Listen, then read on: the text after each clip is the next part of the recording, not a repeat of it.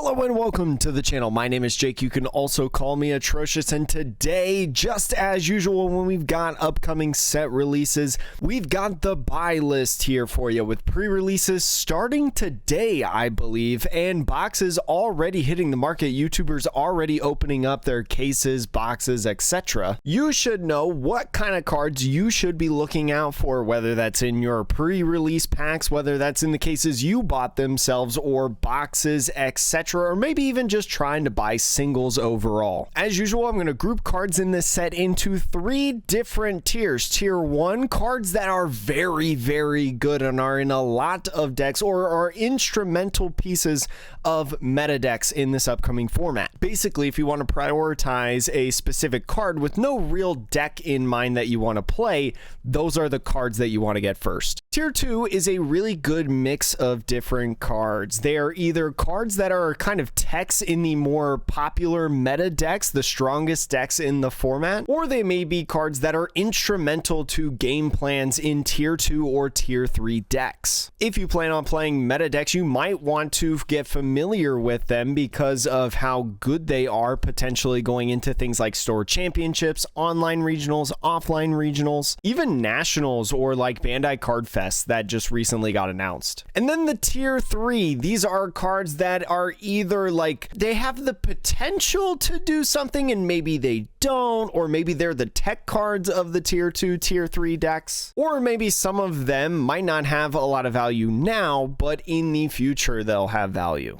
But the thing that all of these cards have in common, they're going to be a good mix of cards that you can play and excel with now or potentially in the future. I can think of at least one card in this buy list video that is not going to be popular in the OP07 and Starter Deck 14 format, but when OP08 comes around, you'll be able to use this card. So think of this also as like future planning. As usual, the link to the buy list video is going to be in the description below if you want a visual of it all the cards put together. I got it color coded as well, but let's just get into it. There's a lot of cool cards in this set. Starting off with the tier 1 cards, we have a Rogue in here. Now, as part of the new cards for Jewelry Bonnie, the brand new deck coming in OP07, this is essentially in almost every single one of those decks. Not only a really good blocker at a 4 cost, right? It's a supernova, it's got counter on it, 5,000 power, even a pretty good card overall. At the end of your turn, being able to set up one of your Dawn cards as active could be super useful, especially with all of the different event cards that Green has that you might be familiar with from your games against like Eustace, Captain Kidd, and whatnot. Just a really good blocker card overall. Overall.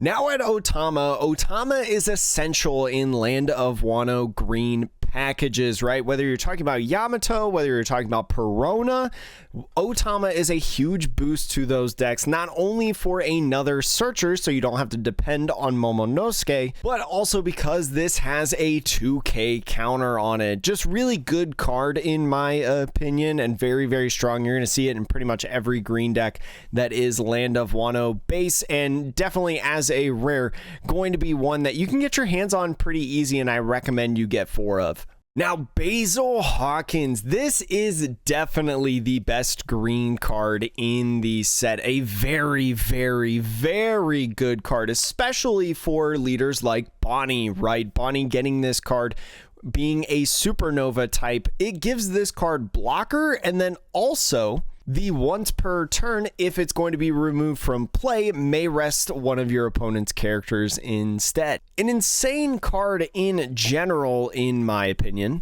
We've seen this, like, if removed from play, do something else instead once per turn. We've seen it on something like the Anel, basically. And it was a really balanced card overall. So, but in my opinion, this takes it a step further because you get to rest one of your opponent's characters as this effect. If, let's say, you're facing against Rob Lucci and they're trying to KO this via an effect like the Rob Lucci, for instance. It can be really, really strong, especially when your opponent is on the attack, right? You go into the later games with like the 8-drop Gecko Moiras or Morias, sorry, and then the Sabos as well can just be really, really strong to be able to balance out, especially if Bonnie finds these cards. A lot of people say that, you know, your game plan is really just strong. And also a 7,000 power blocker. There's plenty of blue cards that get the color back on the map, and the first one on the tier 1 list is Crocodile. Crocodile, although not necessarily for its on-play effect,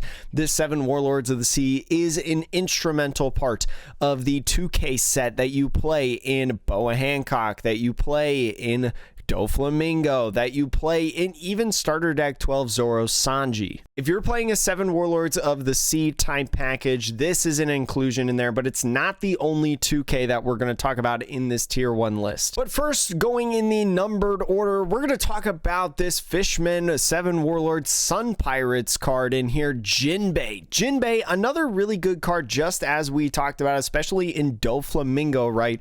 Being able to play this card off of the Doflamingo's effect, and then with that on play of playing a 1 cost 4 or lower 7 Warlords of the Sea type character other than Jinbei from your hand, you've got a potential combo to be able to, on your 3 Dawn turn, use leader effect, play Jinbei, and then from your hand, play a Edward Weevil, draw a card after that. A really, really strong combo. Only 3 Dawn being able to play a 5,000 power and a 6,000 power character, and that is just the start of this with Jinbei. And also, especially because Swarm is such an important part in the format, Boa Hancock also benefits from this, but just being able to play more 7 Warlords of the Sea type characters. A great card in my opinion. Especially also for you Boa Hancock enjoyers for the 7 Warlords package. The Sengoku, very, very good in my opinion with that on-play effect.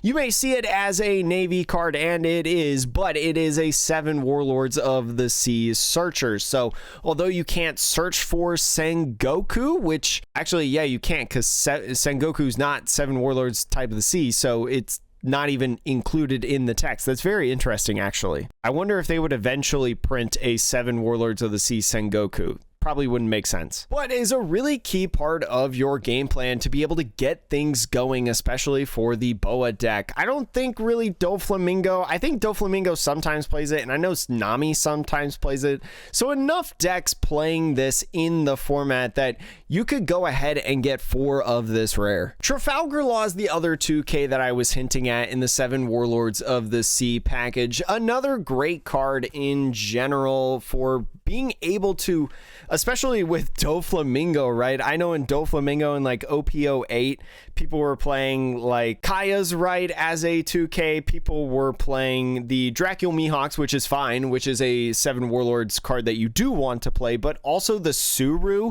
right? And some people were even playing like Geons in there. So a whole bunch of non-7 Warlords of the Sea cards now being put into this deck. So many great inclusions overall to put in, and this Trafalgar Law is one of them. Also has a great activate main effect. So especially when you talk about Doflamingo, right? Doflamingo, if you know, you either reorder and you just have to get this card, right? You don't have anything else that you can play on your turn, no other kind of 7 Warlords 4 costs or less, because it does happen at times. If you're able to play this card, you can actually use the activate main to put it back into your hand to essentially get that 2K in hand. It's essentially a draw 1 function with your leader effect, but if your opponent has 6 or more cards in their hand, they can place 1 card from their hand to the bottom of their deck. So especially on your 3 Dawn turn, right, when you're swinging 7 at lead, it's more likely than not that your opponent is going to have 6 cards in hand, so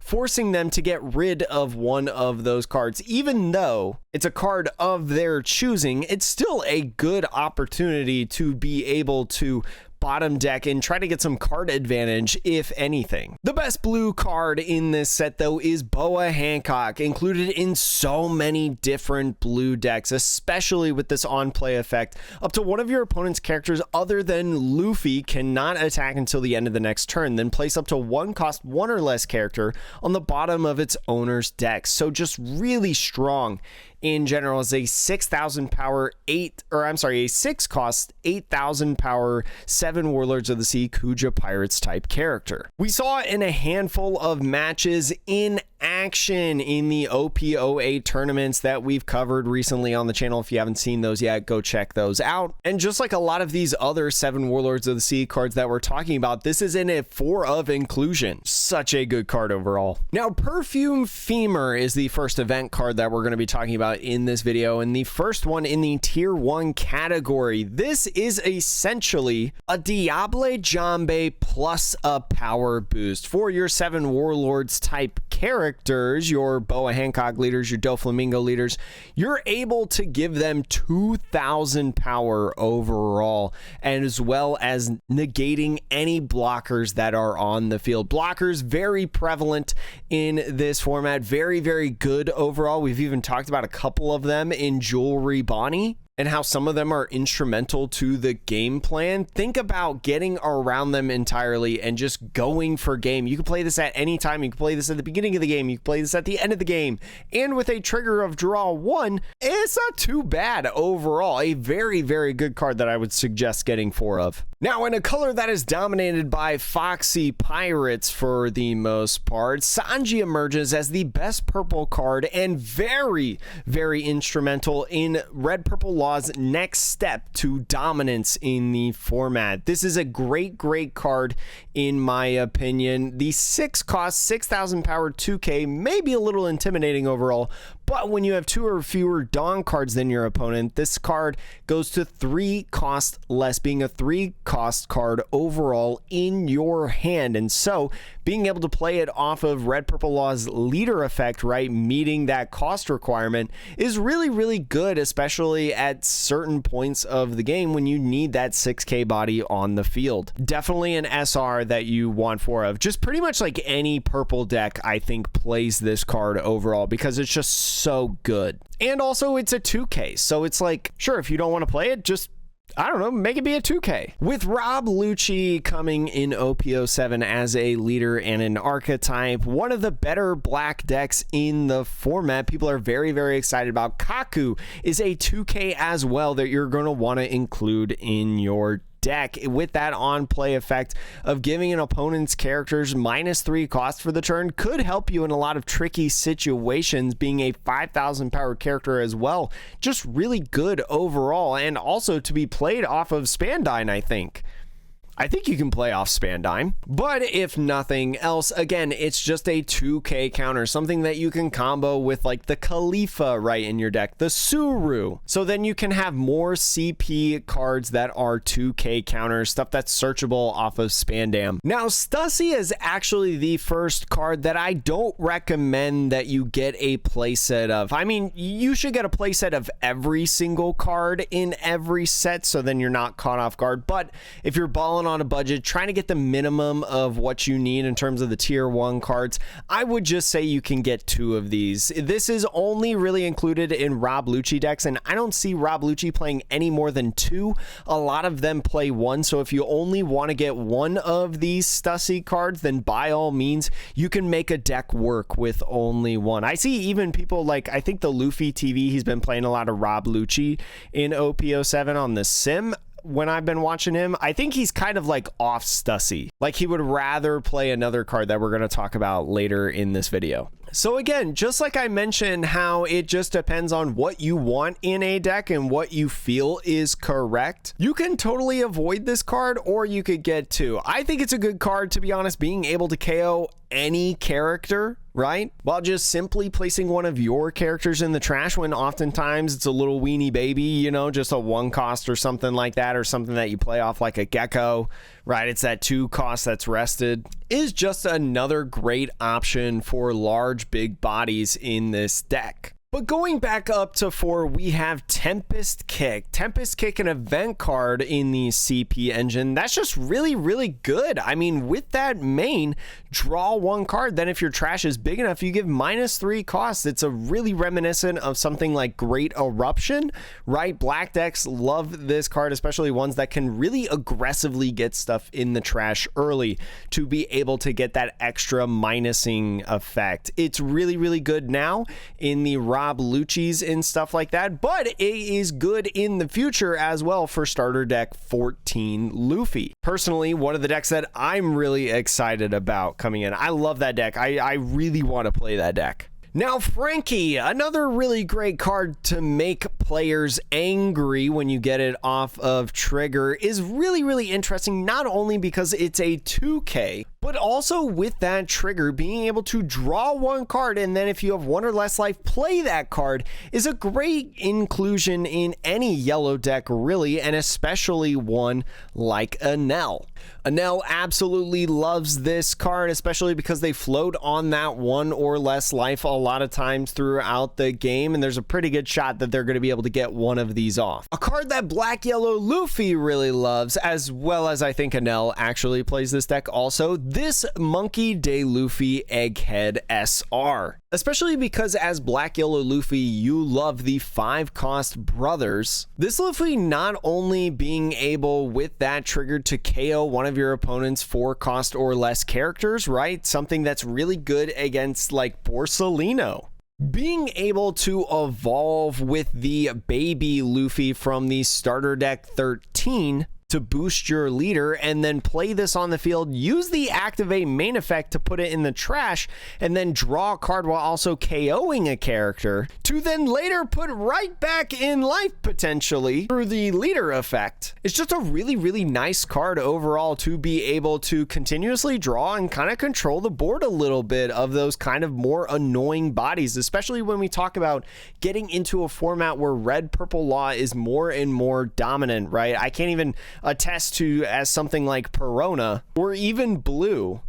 We're having these different cards that get rid of these 4-cost bodies, right? With Perona's resting effect and KOing through Ryuma, or Gravity Blade Raging Tiger, right? This is another one of those cards to include in your decks. Both secret rares are good. I like Sabo more than the other one. We'll talk about both of them though, because they're both really, really good. First of all, this Sabo in here, that on play, trash one card from your hand, KO up to one of your opponent's 5-cost or less characters and up to one of your opponent's 3-cost or less characters. This is essentially a Rob Lucci, but of a higher cost.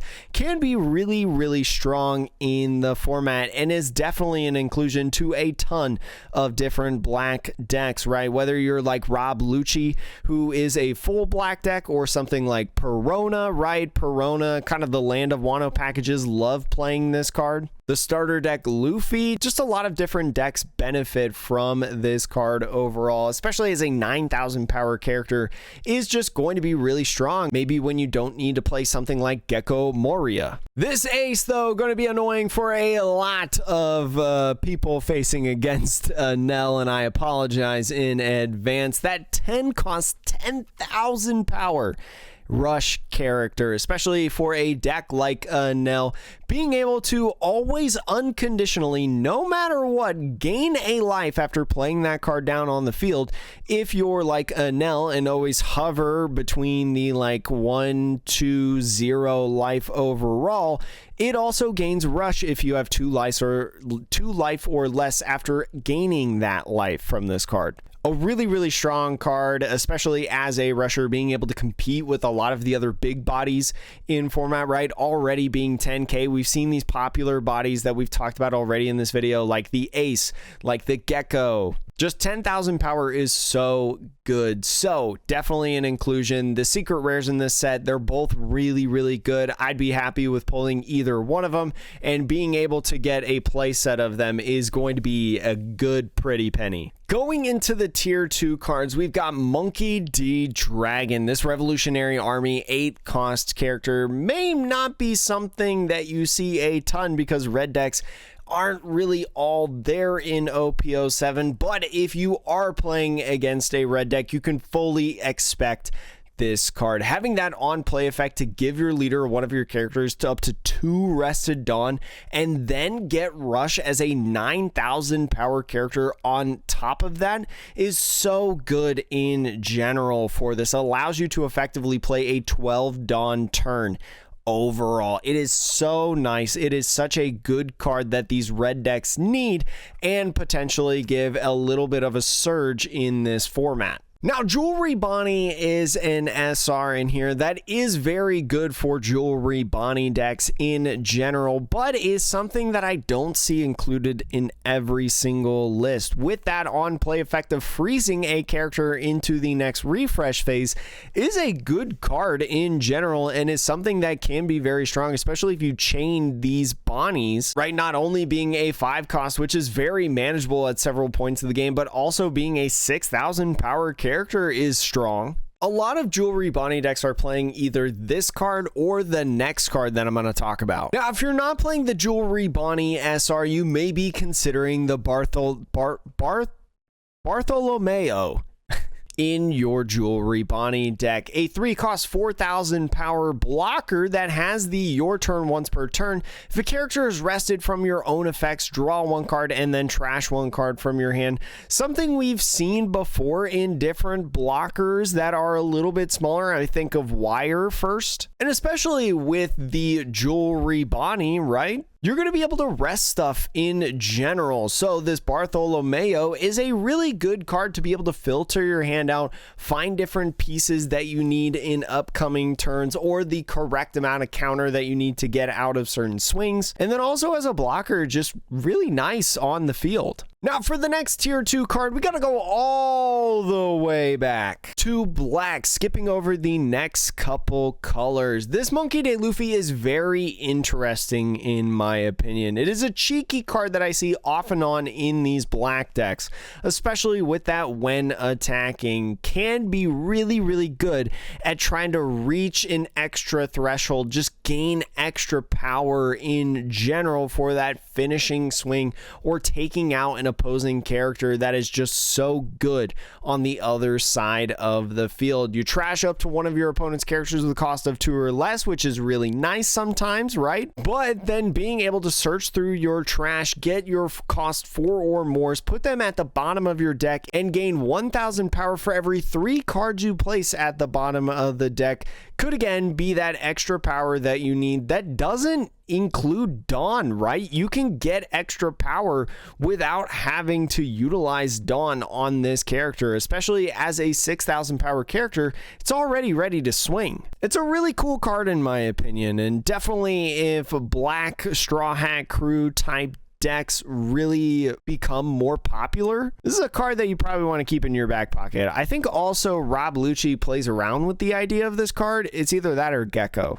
Another quick Rob Lucci card that I think the Luffy TV was actually playing around with this. We've got Yusuf here. Yusuf is an excellent 1-drop character to be able to return 2 CP cards from the trash to the bottom of the deck and KO one of your opponent's characters with a cost of 1 or less. It's really, really nice for that finishing touch to be able to KO different characters. Maybe you don't want to commit a whole entire Rob Lucci, right? Because maybe you just have 1 card that you want to get rid of instead of 2. This Yusuf is a great substitute to be able to get rid of those different characters so you don't have to commit a ton overall, although it does say that you have to return 2 CP cards from your trash. Can't just be anything like the Rob Lucci does. And the final card in tier 2 is Flame Split. We recently saw this Flame Split in the Calgara decks in the last tournament going on in Japan. This main and counter card is really, really good for the late game to not only give you some extra power that you may need for the rest of the turn, but also being able to rest one of your opponent's 4 cost or less characters, which again, like I mentioned earlier, is going to be prevalent in this format. And then with the trigger of that same resting effect, just unconditional, is going to be a card that you want to keep on your radar, put in your back pocket, maybe not for this format, but for that OP08 if you plan on playing Calgara like me. And really just Land of Wano decks in general. I think you could probably play this in something like Yamato, right? Especially as an activate main. For 1 Dawn, you can get that plus 1,000 power boost just like you would from attaching a Dawn, but you can rest important 4 cost or lower character blockers like the Bartolomeo, like I mentioned, the Borsalinos that I've talked about a couple different times, even in something like the Red Purple Law, right? Sharias are something that you really get annoyed by. Moving into the tier 3s, we're going to start off with Ein. This is a Film Neo-Navy type card with that on-play effect of setting up to one of your opponent's characters' power to 0 for the turn. This can be strong if you have some sort of red film deck of any kind, or just a good red card in general, right? If there's ever a reason that red just gets more inherent draw in their color card in general, this could be a card that sees a little bit more play. But especially because film is not popular at all, anybody that I've heard really talk about it just has it as like a 2 of in their deck. You know, just if they happen to get it, awesome, because they'll play that down and then swing whatever they want into it. Now, Dogura and Magura, even though they're mountain bandits, this is a 2-cost character that gives one of your red cost 1 characters double attack. Something that I think can be really good in something like Zoro. I don't know if you play this as a 4 of. This is a common card. You're probably going to get 4 of these if you complete 2 or more pre-releases. I don't know. Like if Zoro really gets up to like that top tier efforts back where it used to be, like this, I don't know, like this is like my card. Like I am convinced that this card will be good someday. Zoro is too funny of a deck for this not to be a good card at least some point. Now we've got Mask Deuce in here. Mask Deuce is really just for the ace decks, right? Ace does get a little bit of boost with this, being able to find either ace cards, right? Your 7-cost rush ace, or your red event cards to be able to add it to hand, those cards that are super instrumental to your game plan. So being able to have that 1-drop searcher in your deck can be very good. You have plenty of options with Izo. You have Mask Deuce. You can even have Buggy overall, but I think actually Mask Deuce is better than Buggy because Mask Deuce is same cost with counter on it and looks for either ace or the event card. So I mean, if you're gonna play ace, and I know some people do want to play ace in 07, this is a card that you get 4 of. For all you Trafalgar Law Copium believers, this is for you. Well, also, I've seen this as a tech in Jewelry Bonnie. I don't know how good it is, but this is technically a card. Especially if you're playing something like the Bartholomew in your deck, this could be an inclusion in your Jewelry Bonnie, which is why I've put it kind of in tier 3. If you have 3 or more characters, your cost 3 or lower characters other than Monkey D. Luffy cannot be KO'd by your opponent's effects. So something like that Bartholomew, like I mentioned, to be able to draw 1, trash 1, do some filtering. With this Monkey D. Luffy, you're going to be able to protect guys like that on your field, just instrumental cards to your game plan. So really good card in my opinion, especially if something like Trafalgar Law does come back, right? Trafalgar Law having a little bit smaller of cards at times. This card is going to be really nice. This Zoro, though, is another one of those cards where I'm like, I am convinced that this card is going to be good at some point, right? A 2,000 power character. If you have 3 or more characters in play when attacking, it gains 2,000 power for the turn. So just a 1-cost card supernova. If you have multiple characters on the field, right, 3 or more, and that includes this guy, so 2 other characters on the field or more, you just need 1 Dawn committed to him to be able to swing 5,000 power. That's insane value. This is I mean, if Law really comes back, if it really ever comes back, I know we huff Copium all the time, but if it really comes back, this card, in my opinion, is an inclusion for sure. Now, Gloriosa, you may be wondering why I put this in tier 3 instead of tier 2, because you may be thinking, Jake, aren't you like a big Nami fan? Like, isn't like your best deck and most played deck Nami? And you are correct. And do I plan on playing this in my Nami deck?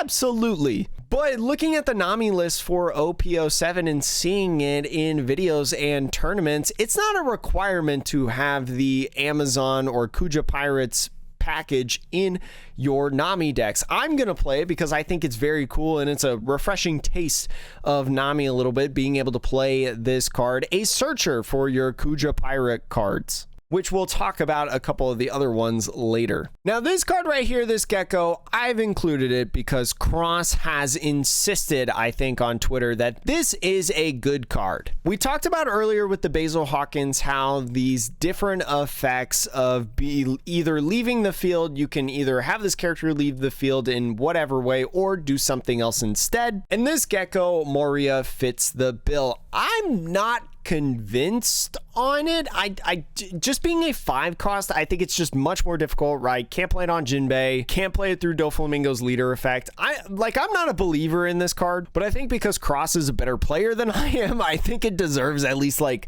a nod at least. You know, maybe it's a common, so just grab these for like 3 cents. And honestly, you can have this at a 2 if you want, because again, I'm not convinced that you would even play this as a 4. Now, a card that I know is included in some decks, Portugas de Ace. This 5 cost 6,000 power character is going to be really good right now for all of you ST13 blue yellow Ace believers, but also with the possibility of playing it in something like Marco in OP08 with that red blue effect on it. That 5 cost right there, blocker, with that on play of draw 2, return 2 to the bottom of the deck is really good as well for hand filtering and such. So just a good card and a great inclusion in a lot of these decks that utilize the Whitebeard Pirates blue package or can utilize it. Something that won't be too bad to pick up. Now, this is another note for Nami. I don't know how to say this character's name. Marguerite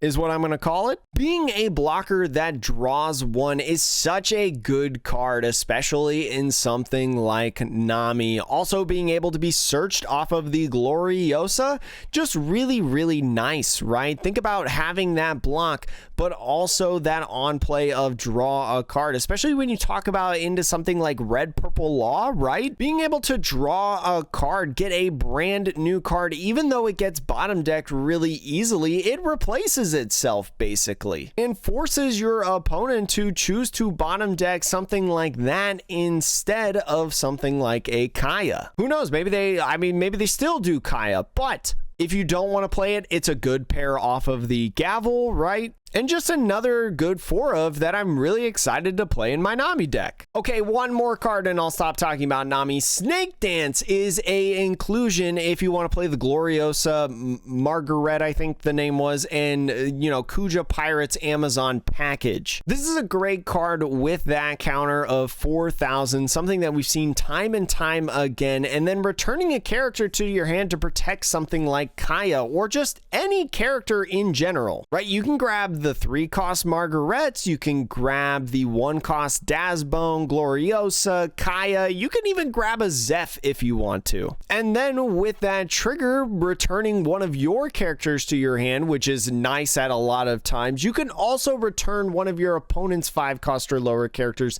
to their hand so effectively every time, just popping characters left and right, especially when a lot of decks right now excel at that 4 and 5 cost area for their characters. I'm going to mention Vinsmoke Sanji very quickly because especially with that on play, if your leader is Vinsmoke family, draw 1 card. If Reiju really makes any sort of surge in the future, this Vinsmoke Sanji is something that I've seen included in the Reiju decks because not only does it allow you to draw 1 card with that Dawn -1, but it allows you also to use that Reiju effect, right, of being able to draw another one. So effectively, it can be a draw 2. Just really nice, especially when you talk about the early game or maybe when you have 1 extra Dawn left and you don't really need it to be able to swing with characters, but you can play this down and kind of jump up your hand a little bit to draw more cards, find more of those Vinsmoke pieces. It's a cool little inclusion. This card is going to be better later in formats, especially in OP08. We're going to claim the One Piece. This 4 Emperor's Land of Wano card is really nice in something like Pudding if you want to be able to play that. But if you also want to play a little bit of Kaido as well, because I know purple gets some inclusions in OP08 in the future, or maybe if you even want to play it now, I think you can make an argument of potentially playing it now. You can go ahead, look at the top 5, use that as a searcher card to be able to build up your board and hand. And the final card that we're going to talk about, going all the way down to the very end with yellow events, Please Save Me. This is a 1-cost counter card that we've seen in different decks in the OP08 format as well. Anything that really has kind of like the egghead package, right? I saw the Anel play this in one of the tournaments that made top 16 in one of the championship series. Just especially for Anel, having 2 or less life, an easy feat, as I've continuously mentioned again and again in this video. Giving a leader or character 3,000 power for a battle is really good in general. And then with that trigger of playing 1-cost 5 or lower egghead type character from the trash, can be incredible if you combo that with the 5-cost Luffy that we talked about earlier, put it on the field, and then put it back in the trash to KO a character and draw a card. There's just some cool stuff in there. And that's it. That's all for this buy list. Thank you so much for watching. I super appreciate you tuning in. Soon, though, we're going to be talking about some other cards that are getting a boost, some older cards that maybe you want to buy coming into the OP07 format, or maybe cards that are on such a vast decline, you should get them right now before they become popular again, because they're pretty good cards. Anyways, that's it for me. Good luck in your pre-releases. I hope to maybe get some recordings of my packs at the pre-releases. Maybe try to pull, like, oh man, if I got a Boa Hancock, like you'll know if I got a Boa Hancock, because it's gonna be everywhere on social media. It's gonna be in our Discord. It's gonna be on the YouTube community section. It's just gonna be everywhere.